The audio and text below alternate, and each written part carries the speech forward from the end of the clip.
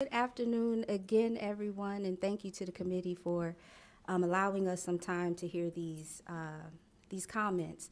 I am again Octavia Coleman, a Henry County resident, director of the Central Georgia Democracy Center, and an advocate for the constituents of Congressional District 13. Now, just for some framework, again, the previously proposed maps cuts into Congressional District 13 significantly. So previously, the district was Cobb, Clayton, Douglas, Fayette, Fulton, and Henry counties.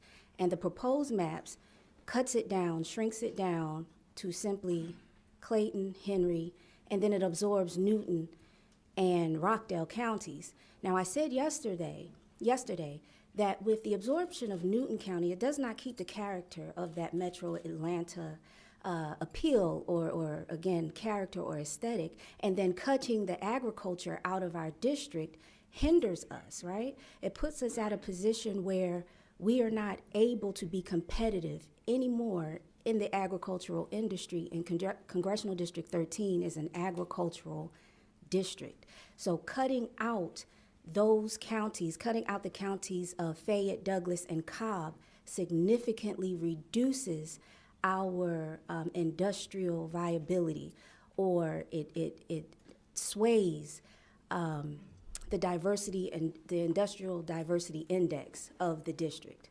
Now, with the House and Senate Democratic caucus maps, they absorb that ripple of redistricting, because again, the proposed maps by the Senate is not a ripple, it's a reach.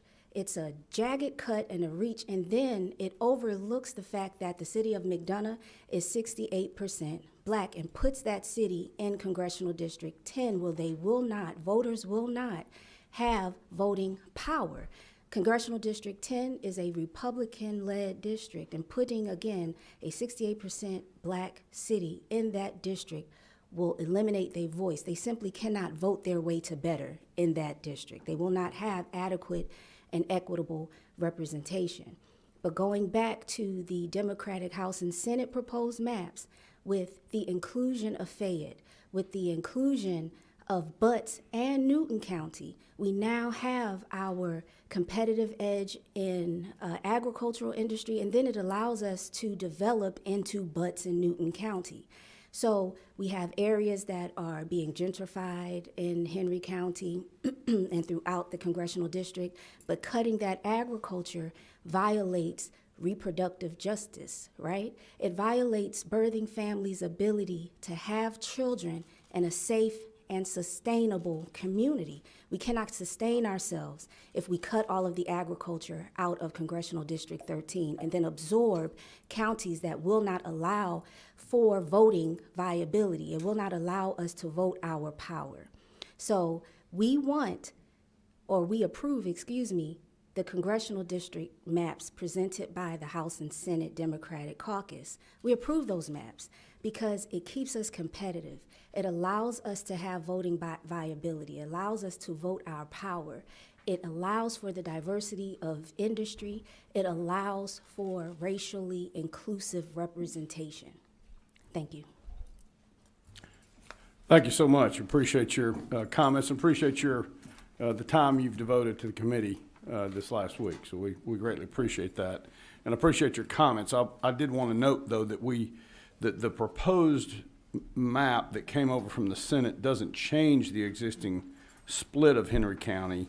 The proposed Democratic caucus maps do, but they eliminate the split. They put it all in Henry, and I think you've been pretty clear. You prefer the configuration of CD13 on that map to the proposed configuration on the map that came over from the Senate. Yes, because it simply makes sense. Again, if it keeps McDonough in Congressional District 10, then we lose that 29% of our black voters. And this is why we're having such poor turnouts with our youth. Our youth do not feel heard. So if we're putting the majority of our youth in a Republican district, they will continue to not feel heard. Thank you.